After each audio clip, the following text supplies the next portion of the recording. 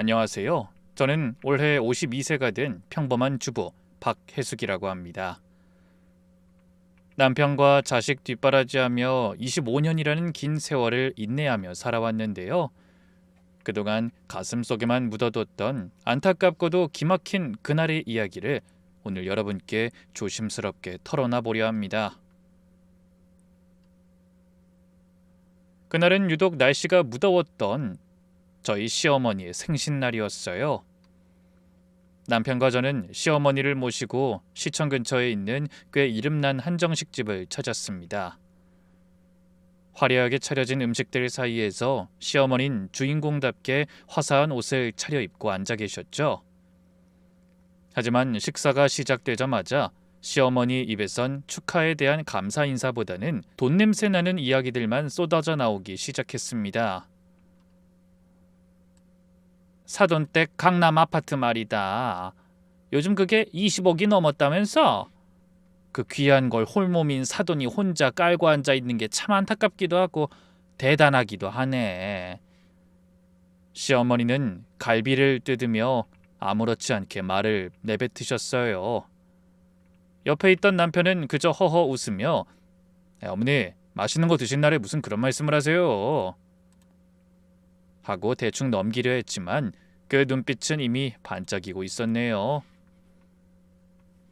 저는 가시방석에 앉은 기분으로 대답을 피하며 시어머니의 접시에 전을 놓아드렸습니다. 하지만 시어머니의 무례한 참견은 멈추지 않았어요. 혜숙이 너도 참 미련하다. 친정엄마가 그렇게 재산이 많으면 미리미리 증여도 좀 받고 우리 진석이 사업자금이라도 보태주게 말을 잘했어야지.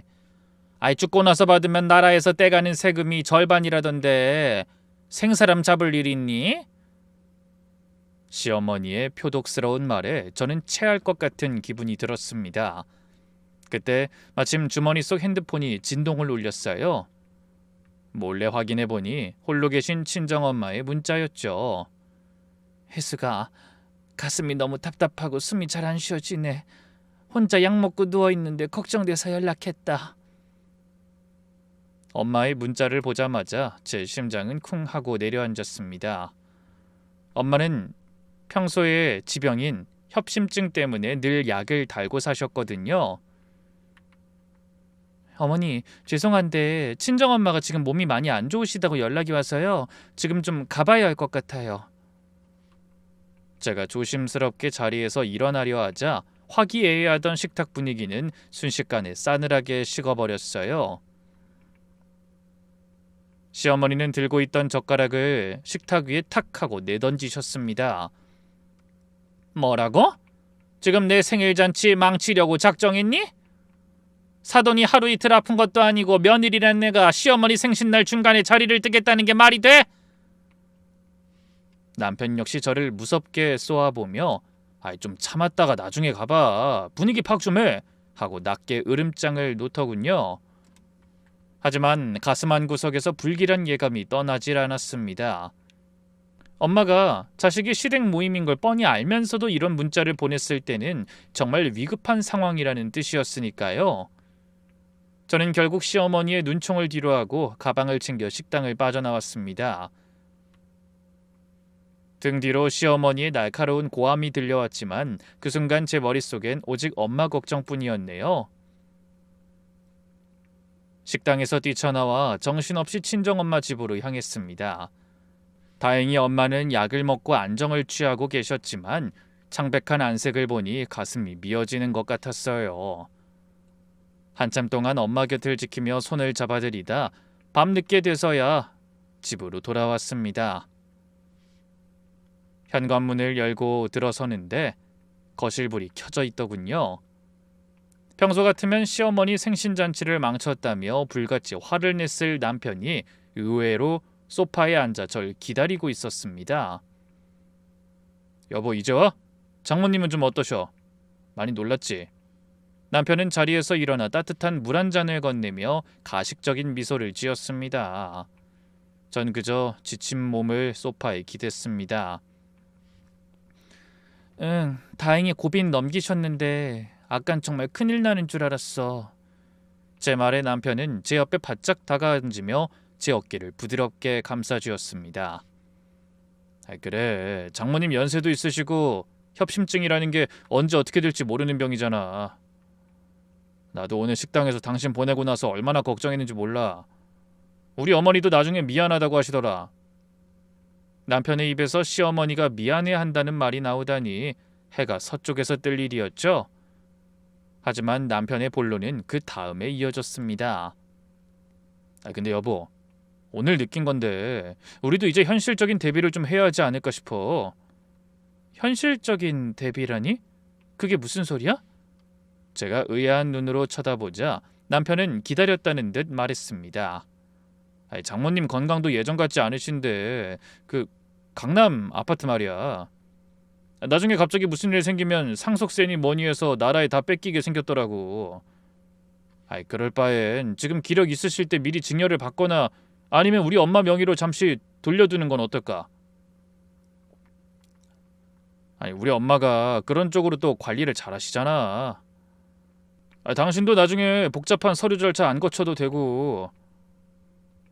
이게 다 당신 편하라고 하는 소리야. 남편의 말을 듣는 순간 귀를 의심했습니다. 엄마가 아프셨던 날 사위라는 사람이 한다는 소리가 고작 아파트 명의를 자기 엄마 앞으로 돌리라는 것이었으니까요. 여보, 지금 그게 할 소리야? 엄마가 아프시다는데 아파트 명의가 그렇게 중요해? 제가 목소리를 높이자 남편은 당황한 듯 손사래를 치며 다시 부드러운 표정을 지었습니다. 아니, 내 말은 당신 걱정돼서 그러지. 이 법이라는 게 얼마나 무서운데. 미리 준비 안 해두면 나중에 당신만 고생해. 이게 다 우리 가족 잘 되자고 하는 소리 아니겠어? 당신도 잘 생각해봐. 남편은 끝까지 저를 위하는 척 미소를 지으며 제 손등을 토닥였습니다. 하지만 그 차가운 눈빛을 본 순간 전 직감했습니다. 이 사람의 머릿속엔 오로지 저 아파트를 어떻게 가로챌까 하는 생각뿐이라는 것을요. 밤이 깊었지만 남편의 가식적인 위로 때문에 속이 메스꺼워 잠을 이룰 수 없었습니다. 어젯밤에 남편의 가식적인 위로와 황당한 요구 때문에 한숨도 자지 못한 채 아침을 맞았습니다. 엄마는 다행히 안정을 찾으셨지만 협심증이라는 게 언제 다시 도질지 몰라 마음이 무거웠어요. 주방에서 멍하니 물만 들이켜고 있는데 예고도 없이 현관 도어락 번호 누르는 소리가 들렸습니다. 이 시간에 우리 집 번호를 누르고 들어올 사람은 시어머니인 최명자 여사뿐이었죠. 신발을 벗기도 전에 어머니의 날카로운 목소리가 거실을 울렸습니다. 혜수가, 너 아직도 자니? 어제 네가 그렇게 홀랑 가버리는 바람에 내 생일잔치가 아주 떡이 됐어. 어머니는 주방으로 성큼성큼 걸어오시더니 식탁 의자를 거칠게 빼고 앉으셨습니다. 저는 죄송하다는 말을 하려다 그만두고 대신 시원한 보리차 한 잔을 내어드렸어요. 하지만 어머니는 컵을 밀쳐내며 저를 매섭게 쏘아보셨습니다. 물 마시러 온 거 아니다. 야, 너 어제 사돈댁 다녀왔다며? 사돈 상태가 어떠니? 정말 많이 안 좋으신 거야? 어제는 좀 위태로우셨는데 지금은 약 드시고 안정 취하고 계세요. 당분간은 조심하셔야 한대요. 제 대답이 끝나기도 전에 어머님은 무릎을 탁 치며 목소리를 높이셨습니다. 꺼봐라, 내 말이 맞지? 이 사람 일이라는 게 순식간이라니까. 너 어제 진석이한테 말 들었지? 그 강남 아파트 말이다.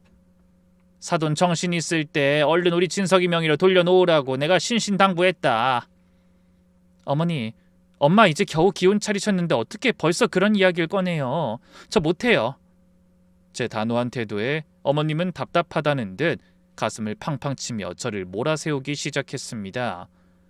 이 미련 곰탱아, 이게 다 너랑 우리 진석이 잘 되라고 하는 소리 아니니?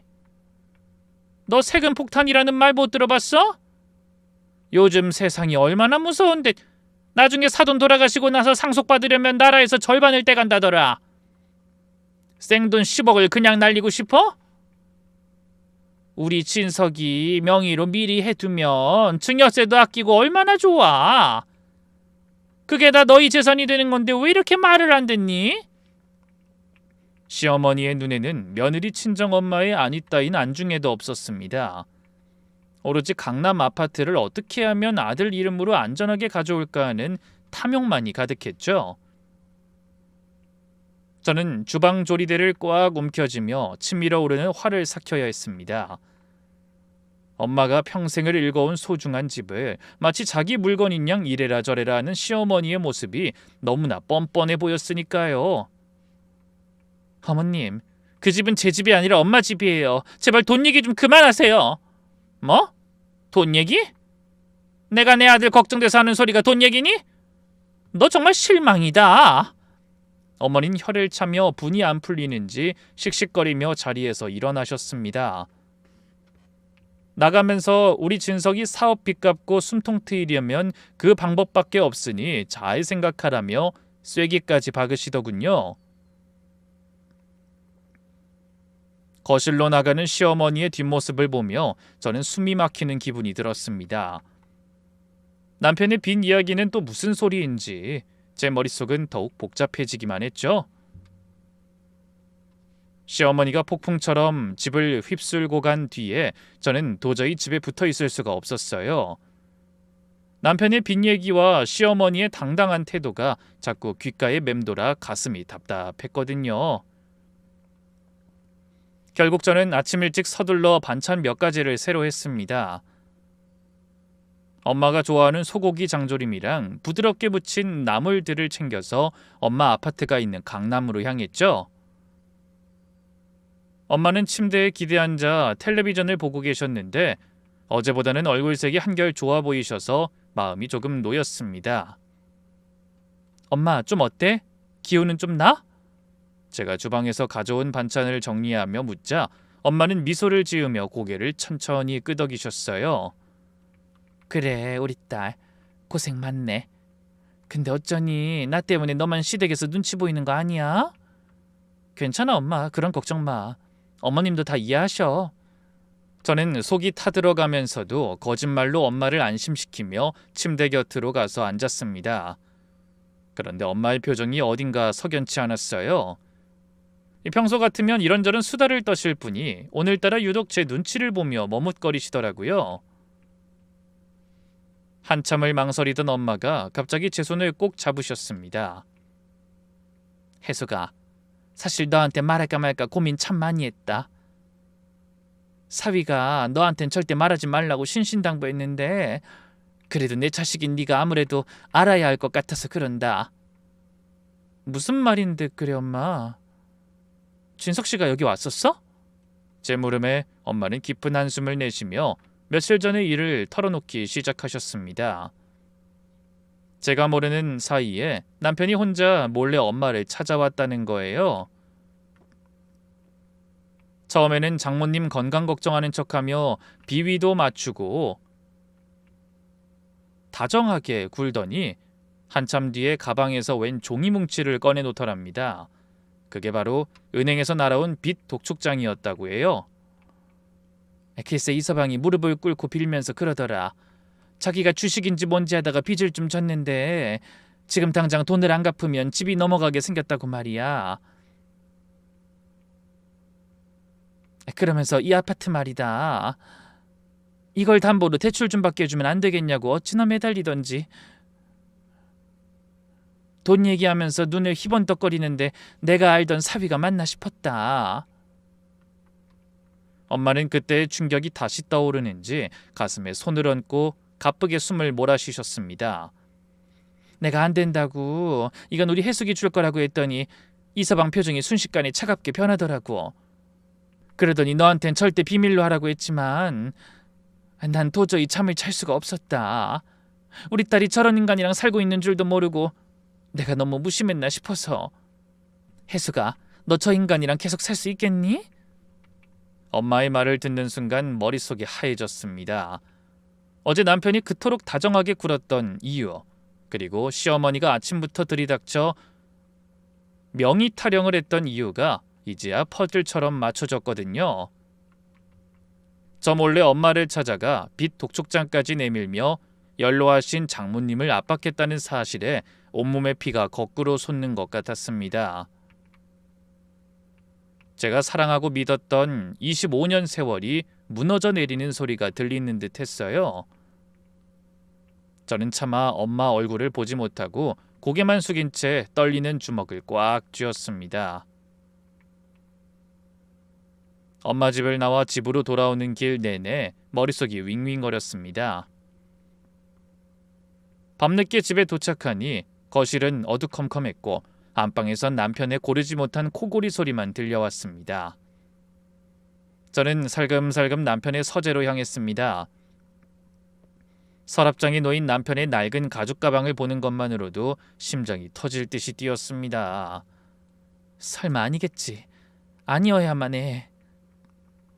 저는 스스로를 다독이며 조심스럽게 가방 지퍼를 열었습니다.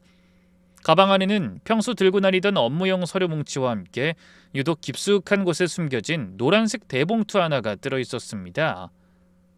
봉투 겉면에는 제1금융권도 아닌 이름도 생소한 저축은행과 대부업체의 이름이 선명하게 박혀 있었죠. 떨리는 손으로 봉투 안의 종이들을 꺼내들었습니다. 거기엔 최후 통첩이라고 굵은 글씨로 적힌 대출금 상환 독촉 서류가 수북히 쌓여 있었습니다. 한 장 한 장 넘길 때마다 제 눈을 의심해야 했습니다. 주택담보대출은 물론이고 신용대출에 이름도 모를 사채까지 거미줄처럼 얽혀 있었거든요. 원금만 합쳐보니 무려 5억 원이었습니다. 매달 꼬박꼬박 빠져나가는 이자만 해도 평범한 중소기업 부장의 월급으론 도저히 감당할 수 없는 수준이었죠. 그동안 남편이 재테크를 한답시고 밤늦게까지 컴퓨터 앞에 앉아 주식창을 들여다보던 게 다 이 빚을 메우려고 벌인 위험한 도박이었나 싶어 온몸에 기운이 쭉 빠져나갔습니다. 5억이라니 어떻게 나한테 한마디 상의도 없이 이 지경까지 만들 수가 있어. 입술을 깨물며 소리 없는 비명을 질렀습니다. 시어머니가 왜 그토록 엄마 아파트 명의에 집착했는지, 남편이 왜 갑자기 다정한 척하며 증연이 상속인이 떠들었는지 이제야 모든 진실이 제 앞에 발가벗겨진 채 드러난 것이죠. 25년 세월 동안 알뜰살뜰 살림하며 모아온 전셋집 하나가 남편의 욕심 때문에 이미 너덜너덜해진 상태라는 사실에 눈물이 앞을 가렸습니다. 그때 안방에서 남편이 잠꼬대를 하며 크게 뒤척이는 소리가 들렸습니다.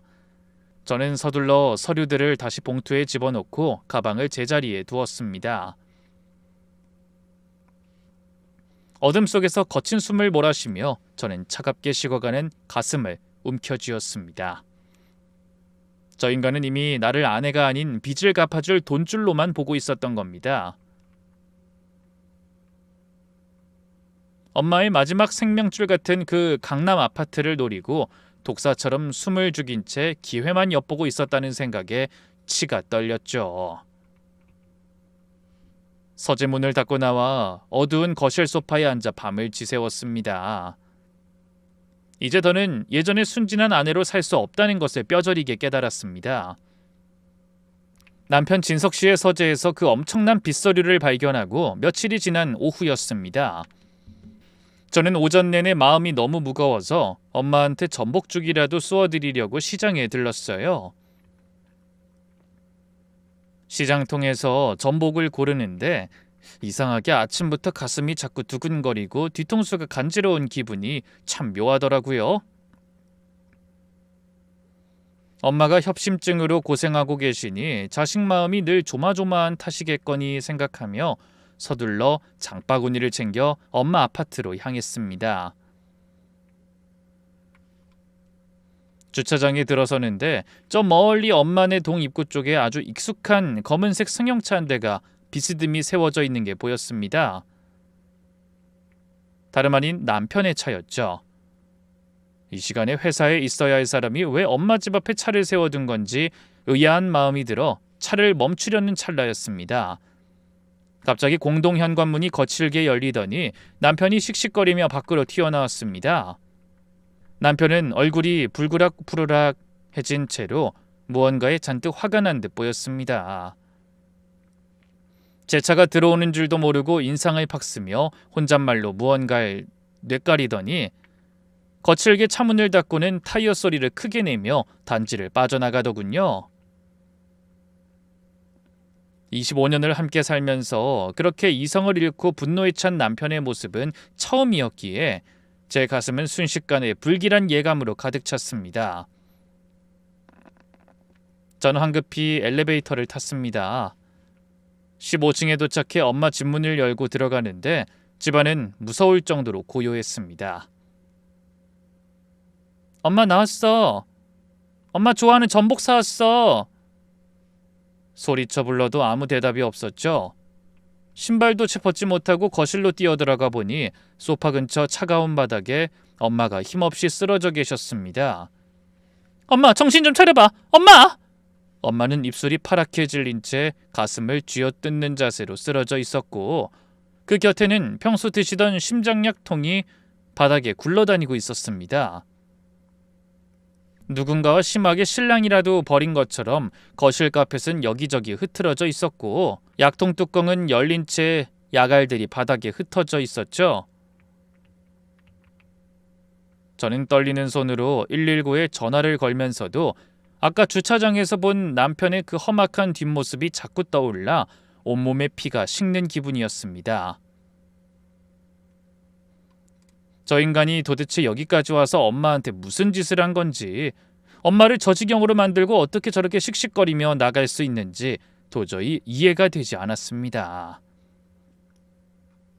구급차 사이렌 소리가 멀리서 들려오는데 제 눈앞의 현실이 마치 지옥처럼 느껴졌습니다. 응급실 복도는 유난히도 길게 느껴졌습니다. 저는 정신 나간 사람처럼 하얀 천이 덮인 침대들 사이를 헤매다 결국 가장 구석진 자리에 멈춰 섰습니다. 의사 선생님은 무거운 표정으로 고개를 저으며 급성 심장마비라고 병원에 도착했을 땐 이미 손을 쓸 수 없는 상태였다고 말했습니다. 엄마의 심장이 영원히 멈췄다는 그 차가운 목소리가 들리자마자 제 온 세상은 시커먼 암흑으로 변해버렸습니다. 엄마 나왔어. 전복 사왔단 말이야. 엄마 좋아하는 맛있는 죽 끓여주겠다고 했잖아. 제발 눈 좀 떠봐 엄마. 차디찬 엄마의 손을 붙잡고 이름을 목 놓아 부르는데 가슴이 찢어지다 못해 타들어가는 것 같았습니다. 평생 자식들 위해 고생만 하신 우리 엄마. 이제 겨우 형편 좀 펴서 편안하게 사실만 한데 왜 이렇게 허망하게 가시는지 하늘이 원망스럽기만 했습니다. 쭈글쭈글해진 엄마의 손등 위에 제 눈물이 뚝뚝 떨어지는데 그 온기조차 사라져가는 걸 느끼며 저는 소리 없이 울부짖었습니다. 그렇게 한참을 엄마 옆에서 넋을 놓고 앉아있는데 저 멀리서 요란한 구두 소리가 들리더니 남편이 숨을 헐떡이며 응급실 안으로 뛰어들어왔습니다. 남편은 제가 엄마 침대 곁에 주저앉아 있는 걸 보자마자 바닥에 털썩 주저앉으며 대성통곡을 시작하더군요. 아이고 장모님 이게 웬일입니까?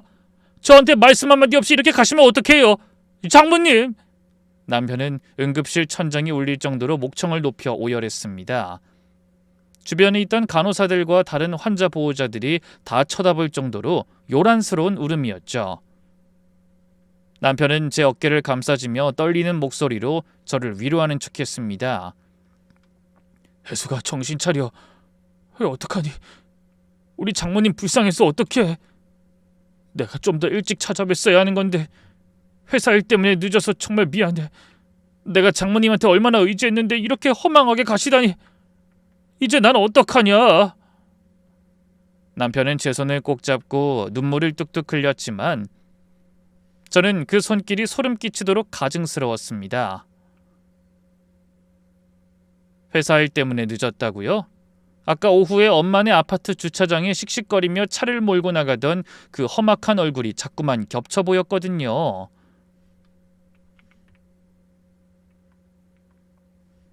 분명히 회사에 있을 시간이라던 사람이 왜 엄마 집 근처에서 나타났던 건지, 왜 저렇게 아무것도 모르는 척 가여운 사위 연기를 하고 있는 건지 생각할수록 치가 떨렸습니다. 여보, 이제 그만해. 우리 엄마 갖는 게 시끄럽겠다. 조용히 좀 해줘. 제가 차가운 목소리로 말하며 남편의 손을 강하게 뿌리쳤지만 남편은 아랑곳하지 않고 계속해서 바닥을 치며 울어댔습니다. 그 모습은 슬퍼서 우는 사위가 아니라 마치 자신의 죄를 큰 소리로 덮으려 애쓰는 파렴치한 연기자 같아 보였네요. 25년을 함께 산 남편의 얼굴이 이토록 낯설고 무섭게 느껴진 적은 없었습니다. 엄마의 시신은 아직 온기가 다 가시지도 않았는데 그 곁에서 돈 때문에 엄마를 몰아붙였을 저 인간이 우는 소리를 듣고 있자니 속이 메스꺼워 견딜 수가 없었습니다. 응급실의 차가운 조명 아래서 저는 입술을 피가 나도록 깨물며 다짐했습니다. 저 인간의 가식적인 가면을 반드시 내 손으로 직접 벗겨버리겠다고 말이죠. 엄마의 사인은 심장마비였지만 그 심장을 멈추게 한 진짜 원인이 무엇인지 전 끝까지 파헤칠 생각이었습니다.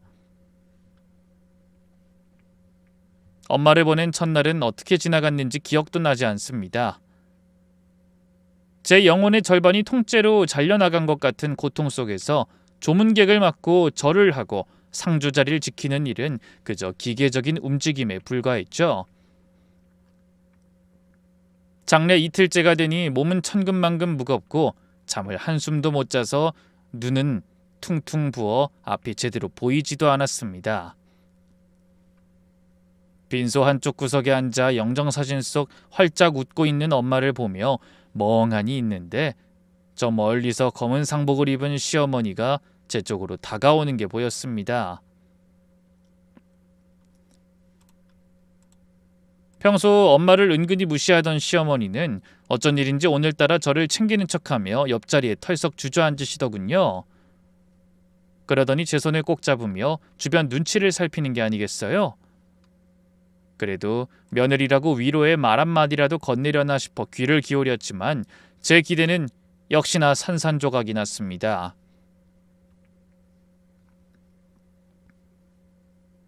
혜수가 고생이 많다. 근데 너도 이제 슬슬 정신 바짝 차려야 한다. 사돈어른 가셨으니 저 강남 아파트 말이다. 그거 이제 네 거나 다름없지 않니? 시어머니의 입에서 나온 첫마디는 위로가 아니라 역시나 돈 얘기였습니다. 기가 막혀서 시어머니를 멍하니 쳐다보자 어머니는 목소리를 더 낮추며 제 귓가에 입술을 바짝 갖다 대고 속삭였습니다. 장례 끝나자마자 바로 부동산부터 가자. 서류 정리하고 아파트 팔아서 우리 진석이 숨통부터 좀 틔워줘야 하지 않겠니? 우리 아들 지금 빚 때문에 잠도 못 자고 얼마나 고생하고 있는지 사돈이 남긴 마지막 선물이라고 생각하고 좋게 처리하자. 시어머니의 눈은 슬픔이라곤 단 한 조각도 없이 오로지 탐욕으로 번들거리고 있었습니다. 아들이 진 빚 5억을 갚기 위해 방금 돌아가신 사돈의 유산을 이미 자기네 주머니 속에 들어온 것처럼 여기고 있다니. 어머니, 지금 장례식장에서 하실 말씀은 아닌 것 같네요. 저 지금 너무 힘들어요. 제발 그만하세요.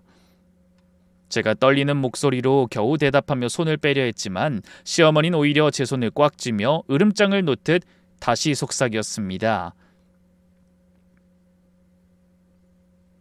이게 다 너희 잘되라고 하는 소리다. 진석이가 무너지면 네 인생도 끝이야. 사돈이 살아생전에 그 아파트를 끝까지 쥐고 있었던 것도 결국은 너 쥐려고 했던 거 아니니?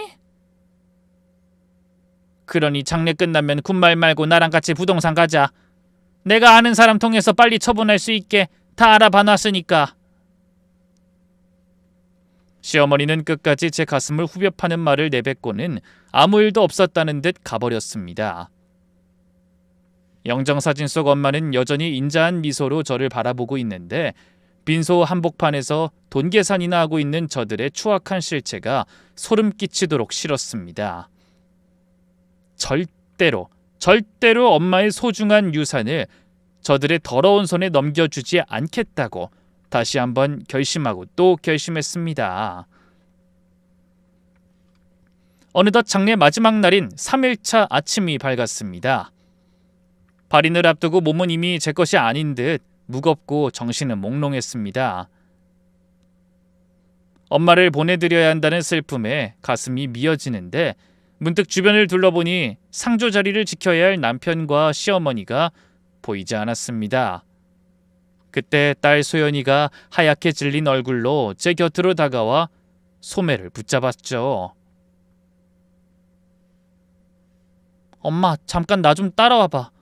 저기 복도급 비상구 쪽으로. 소연이의 목소리에 미세하게 떨리는 게 있었어요. 저는 의아한 마음으로 딸을 따라 어두운 복도 끝으로 향했습니다. 비상구 문이 살짝 열려 있었고 그 틈 사이로 믿기지 않는 광경이 펼쳐지고 있었습니다. 남편과 시어머니가 구석에 쪼그리고 앉아 조이금 봉투 뭉치를 뒤적이고 있는 게 아니겠어요? 근데 더 기가 막힌 건 그들의 표정이었습니다. 상갓집이라고는 믿기지 않을 만큼 입이 귀에 걸려 낄낄거리며 웃고 있었거든요. 친서가 이것 봐라. 이번에 조이금도 꽤 많이 들어왔다. 이걸로 일단 급한 불부터 끄면 되겠어. 시어머니가 돈다발을 세며 신이 난 듯 말하자 남편이 그 곁에서 조용히 대꾸했습니다. 어머니, 이게 문제가 아니에요. 이제 발인만 끝나면 바로 그 강남 아파트 정리해야죠. 20억이라는데 그거 하나면 제 빚 5억 싹 다 갚고도 남아요. 그럼 우리 인생 역전하는 겁니다. 저도 이제 지긋지긋한 독촉 전화 안 받아도 된다고요. 그래, 내 아들 고생 많았다. 어떻게든 해숙이 잘 구슬려서 도장 찍게 만들면 된다. 제 옆에서 이 모든 대화를 듣고 있던 딸은 주먹을 꽉 쥔 채 부르르 떨고 있었습니다.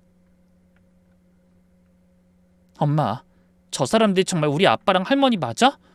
어떻게 할머니 돌아가셨는데 저기서 저런 소리래? 딸의 물음에 저는 아무 대답도 할 수 없었습니다. 그저 딸의 어깨를 감싸 안으며 입술을 피가 나도록 깨물 뿐이었죠. 슬픔으로 가득 차야 할 장례식장에서 돈 계산이나 하며 미래를 꿈꾸는 그들의 추악한 실체를 마주하니 이제는 눈물조차 나오지 않았습니다. 오직 차갑고 단단한 분노만이 제 가슴속을 가득 채웠습니다. 그래요. 당신들 마음대로 계획대로 되나 어디 한번 끝까지 가보자고요. 저는 속으로 수천 번을 되뇌며 엄마의 영정사진을 향해 마지막 인사를 올렸습니다.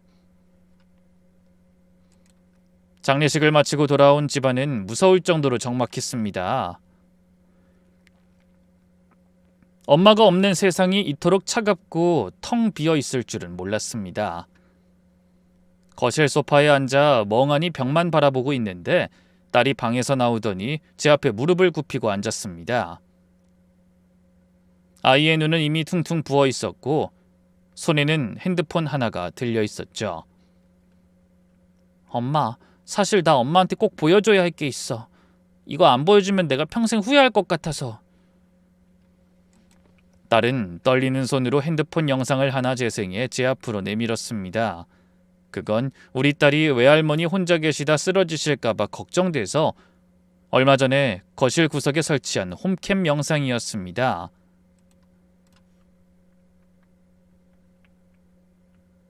화면 속 날짜는 바로 엄마가 돌아가셨던 그날 오후였어요. 화면 속에서 남편은 엄마 앞에 무릎을 꿇고 무언가 애원하고 있었습니다. 장모님, 제발 이번 한 번만 살려주세요. 저 이번에 5억 원 못 갚으면 정말 끝장입니다. 이 아파트 담보로 대출 좀 받게 해주세요. 남편의 비굴한 목소리가 핸드폰 너머로 흘러나왔죠. 하지만 엄마는 단호하게 거절하셨습니다. 안 된다. 이건 우리 해숙이 거야. 자네가 어떻게 나한테 이런 소리를 하나? 엄마의 거절이 이어지자 남편의 태도는 순식간에 돌변했습니다. 무릎을 털고 일어선 남편의 얼굴엔 살기마저 감돌더군요. 장모님, 정말 실망입니다. 사위 죽는 꼴 보고 싶으신 모양인데 그럼 어디 평생 그 아파트 끼고 혼자 잘 먹고 잘 살아보세요. 전 오늘부로 장모님 사위 안 하겠습니다. 남편은 엄마에게 독한 말을 내뱉고는 뒤도 돌아보지 않고 현관문을 쾅 닫고 나가버렸습니다. 홀로 남겨진 엄마는 창백해진 얼굴로 가슴을 부여잡으며 소파 근처로 기어갔습니다. 약통을 잡으려 애쓰던 엄마의 손이 허공을 휘젓다 결국 힘없이 바닥으로 떨어지는 그 마지막 모습까지 저는 비명을 지르며 핸드폰을 든 손을 바들바들 떨었습니다. 응급실에서 그토록 서럽게 울던 남편의 모습, 시어머니 생신날 아파트 명의 타령을 하던 그 가식적인 얼굴들이 주마등처럼 스쳐 지나갔습니다. 아이! 이 짐승만도 못한 인간아! 우리 엄마를 네가 죽였어! 네가 죽인 거야! 저는 거실 바닥을 치며 통곡했습니다. 가슴이 찢어지는 고통과 함께 온몸의 세포가 하나하나 분노로 타오르는 기분이었죠. 엄마 울지 마. 내가 이거 다 녹화해 뒀으니까 저 사람들 절대로 가만 안 둘 거야. 딸 소연이가 절 껴안고 같이 울었지만 아무 소리도 들리지 않았습니다.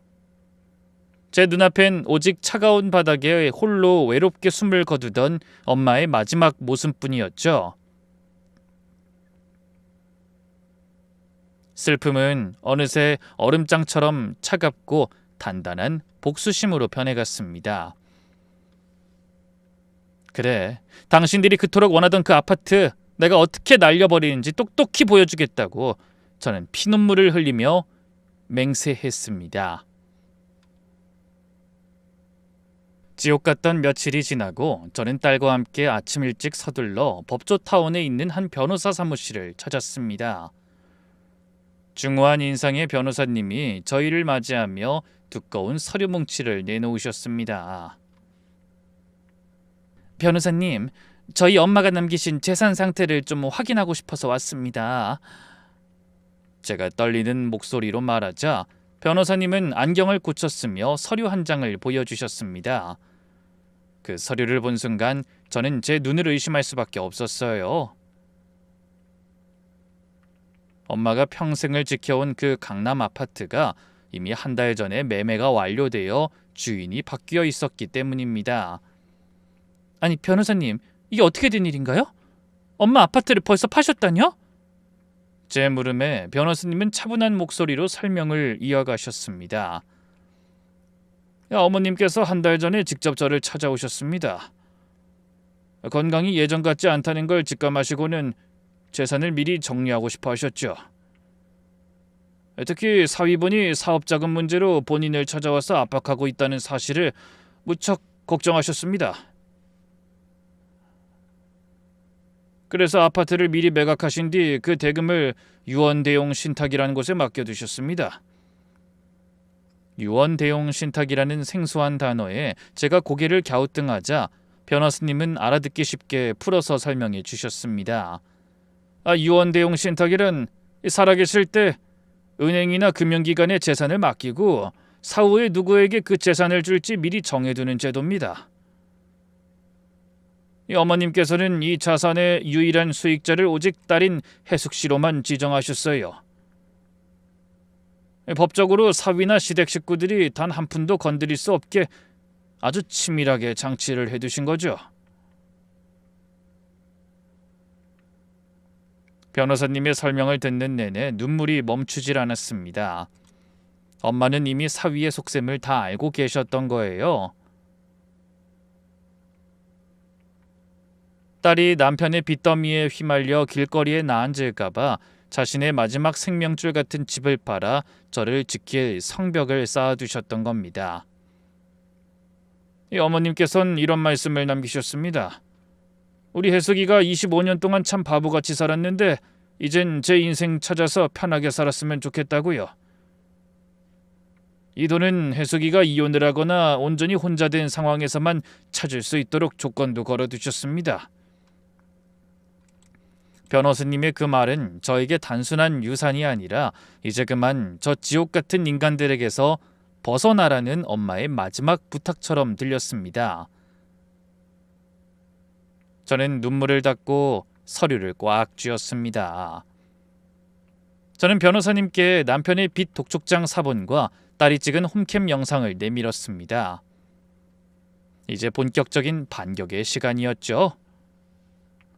남편과 시어머니가 그토록 탐내던 강남 아파트가 이미 남의 손에 넘어갔다는 걸 알게 될 때 그들이 어떤 표정을 지을지 생각하니 소름 끼치는 쾌감마저 느껴졌습니다. 장례를 치르고 며칠이 지나도록 남편은 틈만 나면 제 눈치를 살폈습니다. 아마 제가 엄마를 잃은 슬픔에서 조금이라도 벗어나기를, 아니 정확히 말하면 제가 도장을 찍어줄 수 있을 만큼 정신을 차리길 간절히 기다렸던 거겠죠.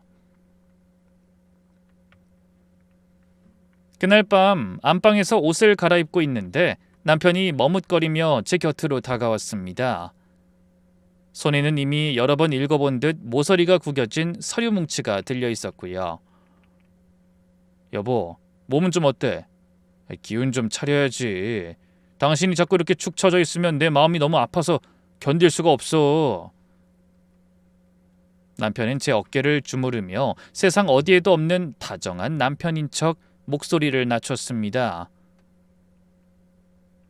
하지만 저는 그 손길이 닿는 곳마다 징그러운 벌레가 기어가는 것 같아 온몸에 소름이 돋았죠. 남편은 제가 슬퍼서 떠나는 줄 알았는데 더 힘주어 저를 껴안으며 드디어 본색을 드러냈습니다. 당신도 알다시피 장모님 남겨주신 강남 아파트 말이야. 상속 절차라는 게 시간이 갈수록 복잡해지고 세금도 엄청나게 불어난데, 내가 오늘 하루 종일 법무사며 부동산이며 여기저기 알아봤는데 더 늦기 전에 증여 형식으로 깔끔하게 정리하는 게 제일 낫겠더라고. 여기 서류 다 준비해뒀으니까 당신은 내일 도장만 찍어줘. 나머지는 내가 다 알아서 처리할 테니까. 남편이 내미는 서류에는 이미 시어머니 최명자 여사의 이름이 수령인으로 적혀 있었습니다. 돌아가신 장모님의 유산을 자기 어머니 명의로 돌리겠다는 그 뻔뻔한 발상에 헛웃음이 터질 뻔했지만 저는 이를 악물고 슬픈 연기를 시작했습니다. 일부러 눈에 힘을 빼고 초점 없는 눈으로 영정사진이 있던 방향을 바라보며 힘없는 목소리로 대답했죠. 나 이제 정말 아무것도 모르겠어. 엄마도 가시고 나니 세상 만사 다 부질없게 느껴져. 당신이 그렇게 하자는 게 우리 가족을 위한 길이라면 그냥 그렇게 해. 난 이제 다 잊고 조용히 쉬고 싶을 뿐이야. 제 말이 끝나기가 무섭게 남편의 눈이 순식간에 번뜩였습니다. 남편은 제 손을 꼭 잡으며 연신 고맙다고, 이게 다 당신 나중에 고생 안 시키려고 내가 총대 매는 거라며 가식적인 위로를 쏟아냈습니다. 그래, 정말 잘 생각했어. 당신은 이제 아무 걱정하지 마. 내일 오후에 내가 아는 강남 부동산에서 만나기로 했으니까 인감도장만 잘 챙겨서 와. 거기서 한 번에 다 끝내버리자고. 내가 맛있는 저녁도 사줄게. 남편은 신이 나서 콧노래까지 흥얼거리며 서류를 소중하게 가방에 집어넣었습니다. 그 뒷모습을 보며 저는 변호사 사무실에서 확인했던 엄마의 마지막 선물을 떠올렸습니다. 엄마, 내일이면 저 인간의 가면이 완전히 벗겨질 거예요. 조금만 더 지켜봐 주세요. 저는 어둠 속에서 차갑게 식은 심장을 부여잡으며 복수의 마지막 단계를 머릿속으로 그렸습니다. 내일 부동산에서 보게 될 남편의 일그러진 얼굴이 벌써부터 눈앞에 선하더군요. 남편과 약속한 부동산 미팅을 몇 시간 앞둔 오전, 저는 다시 한번 변호사 사무실을 찾았습니다. 밤새 한숨도 자지 못했지만 정신은 그 어느 때보다 맑고 차가웠죠. 변호사님은 제 의사를 마지막으로 확인한 뒤 미리 준비해둔 서류 뭉치를 제 앞에 내밀었습니다. 우선 겉봉투는 남편이 그토록 원하던 부동산 증여 계약서라는 문구가 선명하게 찍힌 두꺼운 법률용 서류첩으로 준비했습니다. 남편이 겉만 봐도 입이 귀에 걸릴 만큼 그럴듯한 모양새였죠. 하지만 그 두툼한 봉투 속에 담긴 실제 내용은 남편의 인생을 송두리째 뒤바꿔 놓을 독약이었습니다. 변호사님, 이 서류에 사인만 하면 모든 게 법적으로 효력을 발휘하는 거죠? 제 물음에 변호사님은 고개를 끄덕이며 서류의 핵심 내용을 다시 설명해 주셨습니다. 속에 담긴 진짜 서류는 이혼 합의서와 채무 이행 각서였습니다. 남편이 지고 있는 5억 원의 빚은 전적으로 본인의 과실이며 아내인 저와 제 가족에게는 어떠한 책임도 묻지 않는다는 조항을 넣었습니다. 또한 향후 발생하는 모든 채무에 대해서도 남편 본인이 전적으로 책임지며 장모님이 남긴 모든 유산에 대한 권리를 완전히 포기하고 즉시 이혼에 합의한다는 내용을 아주 촘촘하게 박아 넣었습니다. 변호사님은 제 손을 잡으며 조심스럽게 말씀하셨습니다. 남편분이 워낙 눈이 멀어 있어서 제대로 읽지도 않고 서명할 확률이 높지만 그래도 현장에서 당황하지 않도록 조심하셔야 합니다. 저는 서류 봉투를 가슴에 꼭 안으며 차갑게 미소 지었습니다. 걱정 마세요, 변호사님. 저 인간은 지금 눈앞에 강남 아파트가 보인다고 생각해서 제 말이 법인 줄 알고 따를 테니까요. 엄마가 남겨주신 마지막 선물인 그 유산은 오직 저와 우리 딸만을 위해 쓰여야 했습니다. 엄마의 심장을 멈추게 한 그 더러운 빚더미를 왜 제가 짊어져야 하나요? 저는 서류 가방을 챙겨 들고 비장한 각오를 다지며 사무실을 나섰습니다. 이제 집으로 가서 절 기다리고 있을 남편과 함께 강남의 부동산으로 향할 시간이었죠. 강남의 부동산으로 향하는 차 안에는 묘한 긴장감과 들뜬 공기가 공존했습니다. 운전대를 잡은 남편의 입가에 미소가 떠나질 않았습니다. 평소엔 운전할 때 곧장 짜증을 내던 사람이 오늘은 라디오에서 흘러나오는 노래에 맞춰 콧노래까지 흥얼거리고 있었습니다. 여보, 우리 이제 인생 좀 피는 거야. 나 사실 그동안 낡은 세단 타느라 거래처 사람들 볼 때마다 얼마나 기가 죽었는지 몰라. 일단 도장 찍고 나서 계약금 좀 나오면 바로 대형 SUV부터 알아볼까 해. 당신도 이제 이런 작은 차 말고 사모님 소리 들으면서 넓은 차 타고 다녀야지. 남편은 벌써 엄마의 아파트가 자기 손에 들어온 양 신이 나서 떠들어댔습니다. 외제차 카탈로 글을 미리 봐두었는지 차 이름까지 줄줄 읊으며 허세를 부리는 꼴을 보니 구역질이 났네요. 엄마가 돌아가신 지 일주일도 채 되지 않았는데 사위라는 작자는 장모의 목숨값으로 살 외제차 생각에 눈이 멀어 있었습니다.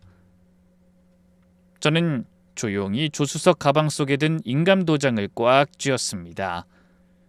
손바닥에 닿는 도장의 딱딱하고 차가운 감촉이 오히려 제 타오르는 분노를 차갑게 식혀주는 기분이었죠. 남편은 제가 창밖만 보고 있으니 슬픔에 잠겨 있는 줄 알았는데 제 손등을 툭 치며 다시 한번 가식적인 위로를 건넸습니다. 너무 마음 쓰지 마. 장모님도 하늘에서 자식들 잘 사는 거 보시면 흐뭇해하실 거야. 이게 다 우리 가족을 위한 일이니까 당신도 마음 굳게 먹어. 우리 어머니도 부동산에서 기다리고 계시니까 가서 인사 잘 드리고. 그 파렴치한 말에 대꾸할 가치조차 느끼지 못했습니다. 하늘에 계신 우리 엄마가 사위가 자기 집 팔아서 외제차 살 궁리하는 걸 보면 피눈물을 흘리실 텐데 저 인간은 어떻게 저런 말을 저렇게 쉽게 뱉는 걸까요? 저는 속으로 엄마에게 수없이 외쳤습니다. 엄마, 조금만 더 기다려줘. 저 인간이 비웃으며 뱉은 말들이 부메랑이 되어 자기 목을 조르게 만들 테니까. 엄마를 벼랑 끝으로 밀어낸 대가가 얼마나 처절한지 내가 똑똑히 보여줄게. 어느덧 차는 강남의 화려한 빌딩 숲 사이에 위치한 부동산 앞에 멈춰섰습니다. 차에서 내리는 남편의 발걸음은 마치 승리자라도 된 양 가볍고 당당했습니다. 저는 그 뒤를 따르며 가방 안의 서류 봉투를 다시 한번 확인했습니다. 강남 한복판에 위치한 부동산 사무실은 들어서는 순간부터 숨이 막힐 듯한 긴장감이 감돌았습니다. 제가 사무실 문을 열고 들어가자 남편은 기다렸다는 듯 초조한 기색을 내비치며 의자에서 일어났습니다. 왜 이렇게 늦었어? 사람 기다리게 하는 게 취미야? 빨리 여기 앉아봐. 남편의 목소리에 아내에 대한 예의나 배려는 눈꼽만큼도 없었습니다. 오직 눈앞에 어른거리는 20억짜리 아파트를 향한 갈증만이 가득했죠. 시어머니 역시 팔짱을 낀 채 저를 매섭게 노려보며 한마디 거들었습니다.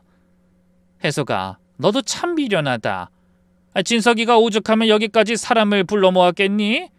다 우리 집안 잘 되자고 하는 일인데 표정이 그게 뭐야? 사돈 가신 건 안타깝지만 산 사람은 살아야지. 저는 아무 말 없이 가방에서 두툼한 서류 봉투를 꺼내 탁자 위에 올려뒀습니다. 남편은 그 봉투를 보자마자 마치 굶주린 맹수처럼 달려들어 겉면을 확인하더군요. 겉봉투에 적힌 부동산 증여 신청 서류라는 문구를 확인한 남편의 눈이 탐욕으로 번들거렸습니다. 남편은 제 옆으로 바싹 다가와 제 어깨를 억지로 누르며 서류를 펼쳐 보였습니다.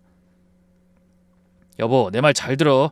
장모님 집 우리 엄마 주기로 했으니까 여보는 그냥 잔말 말고 도장이나 찍어. 이게 다 우리 은지 장래다 생각하고 내 빚 정리해서 당신 편하게 해주려는 거야. 당신이 법을 알아, 부동산을 알아? 내가 시키는 대로만 하면 다 해결된다니까. 남편은 독한 말을 아무렇지 않게 내뱉으며 제 손에 인감도장을 쥐어줬습니다. 곁에서 지켜보던 시어머니는 입가에 음흉한 미소를 머금은 채 그래 혜수가, 네가 오늘 큰일 하는 거다. 우리 진석이가 이거 정리하면 너한테도 좋은 가방 하나 사줄게. 라며 저를 구슬렸죠. 저는 고개를 숙인 채 잠시 숨을 골랐습니다. 가슴속에서 치밀어 오르는 비명을 억누르며 천천히 고개를 들어 남편을 바라봤습니다. 그리고는 입가에 아주 작은 미소를 띠며 나지막히 대답했죠. 그래요. 당신 마음대로 해요. 내가 뭘 알겠어요. 당신이 우리 가족 위해서 그렇게 하겠다는데 제가 따라야죠. 제 말이 떨어지기가 무섭게 남편의 안색이 환해졌습니다. 역시 우리 마누라가 최고야! 라며 호들갑을 떠는 남편 앞에서 저는 준비해온 서류의 맨 뒷장을 펼쳤습니다. 그곳은 남편의 모든 빚을 본인 책임으로 돌리고 장모님의 유산에 대한 모든 권리를 포기하며 이혼에 합의한다는 내용이 깨알같이 적힌 진짜 서류였죠. 하지만 아파트 이름이 적힌 첫 페이지만 확인한 남편은 뒷장에 적힌 글자 따윈 안중에도 없었습니다. 저는 인감도장을 인주에 꾹 눌러 서류 위에 단호하게 찍었습니다. 도장이 찍히는 순간 남편과 시어머니는 서로의 손을 맞잡으며 환희에 찬 표정을 지었습니다. 이제 다 끝났다는 안도감과 곧 손에 들어올 거액에 대한 환상에 사로잡힌 두 사람의 모습이 참으로 가련하고도 역겨웠습니다. 남편은 승리자의 미소를 지으며 제가 도장을 찍은 서류를 낚아채듯 가져갔습니다.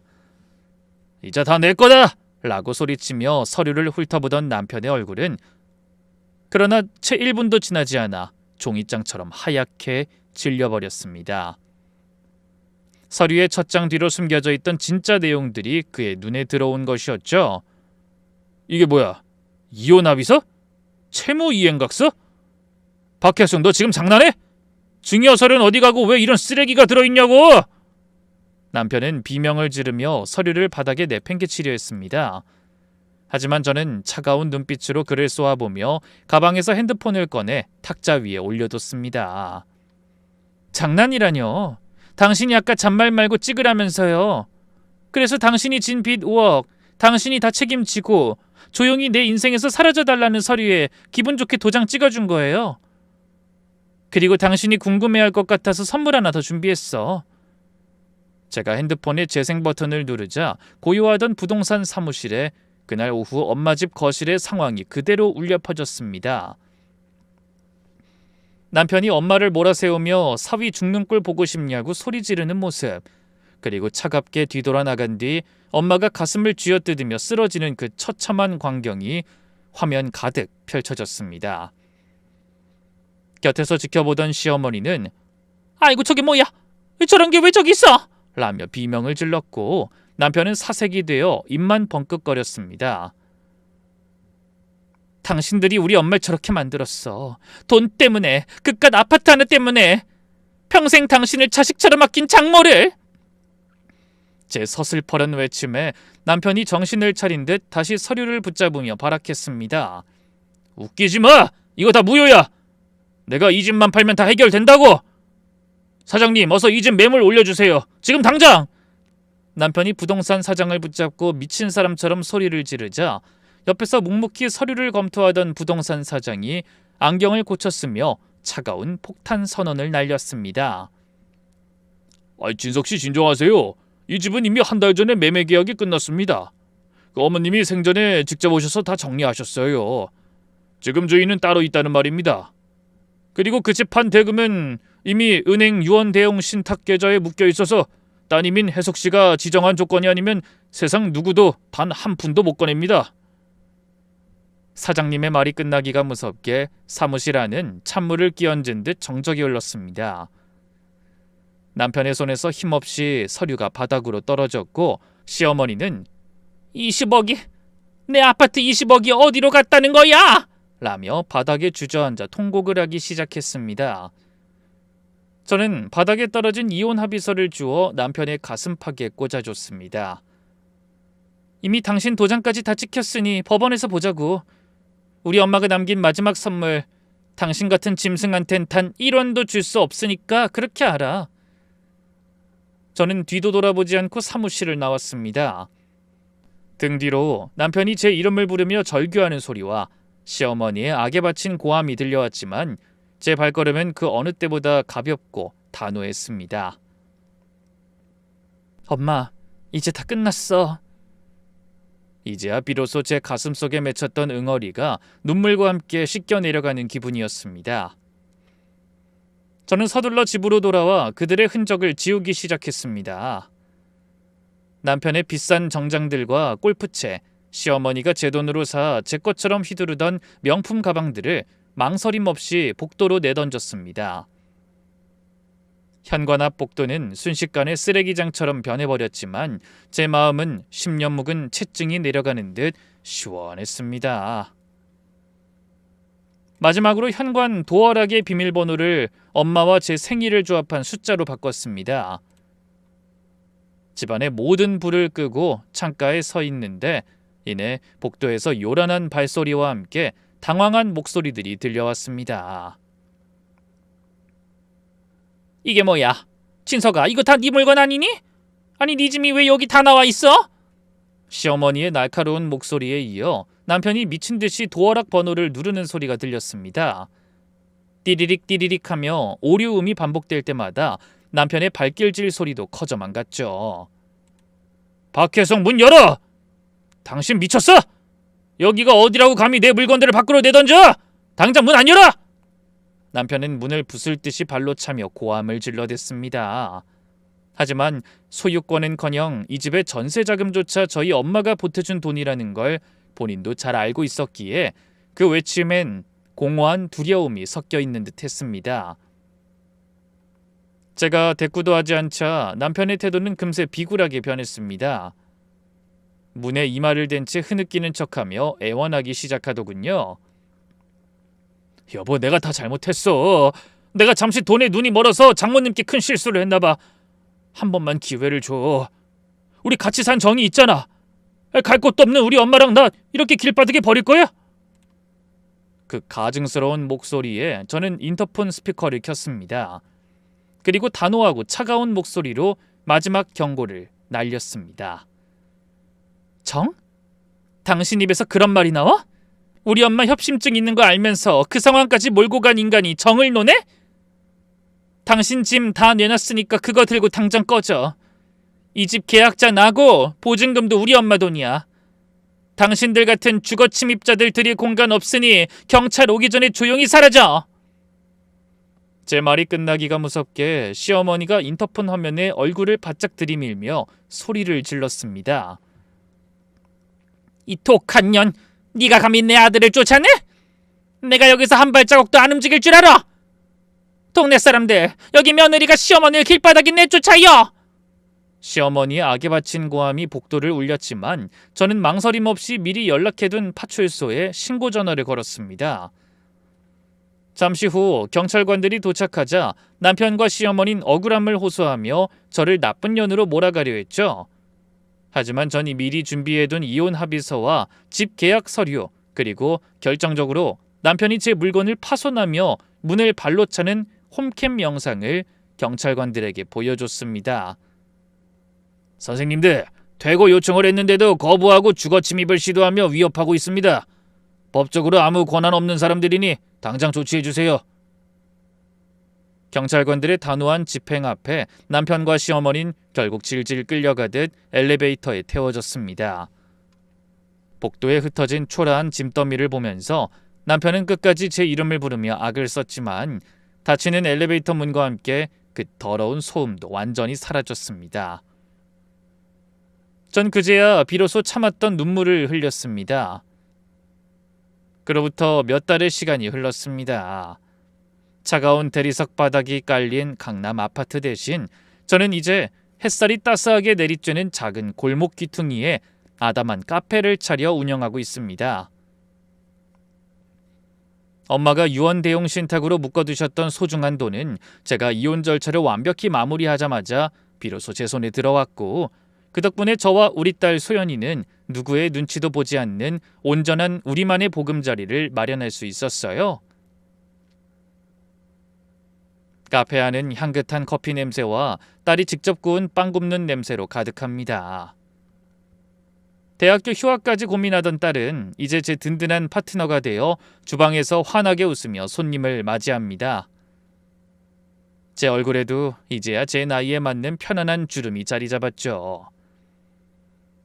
가끔 창가에 앉아 딸이 내려준 커피를 마시다 보면 엄마가 옆에서 같이 웃고 계시는 것만 같은 기분이 들어 가슴이 뭉클해지곤 합니다. 얼마 전 이혼 소송 과정에서 알게 된 지인을 통해 전 남편의 소식을 들었습니다. 예상했던 대로 그는 처참한 말로를 걷고 있더군요. 제가 내민 이혼 합의서와 채무 이행각서에 눈이 멀어 도장을 찍은 덕분에 5억 원의 빚은 고스란히 그의 몫이 되었습니다. 강남 아파트가 이미 팔렸다는 사실을 알고 나서 사채업자들이 독사처럼 달려들었고, 결국 그는 살던 집에서 쫓겨나 원룸촌을 전전하는 신세가 되었다고 합니다. 시어머니 역시 그토록 자랑하던 명품 가방들을 사채비 갚는 데 다 빼앗기고 지금은 아들 원망만 하며 지내고 있다더군요. 한때는 세상을 다 가진 양 거드름을 피우던 그들이었지만 탐욕에 눈이 멀어 장모를 죽음으로 내몬 대가는 이토록 혹독하고 비참했습니다. 오늘도 영업을 마치고 딸과 함께 카페 조명을 하나둘 끕니다. 밤하늘에 뜬 밝은 달을 보며 전 가만히 엄마의 이름을 불러봤습니다. 엄마, 이제 나 정말 잘 지내. 엄마가 목숨 걸고 지켜준 이 인생, 이젠 나를 위해서, 그리고 우리 소연이를 위해서 정말 당당하고 행복하게 살아볼게.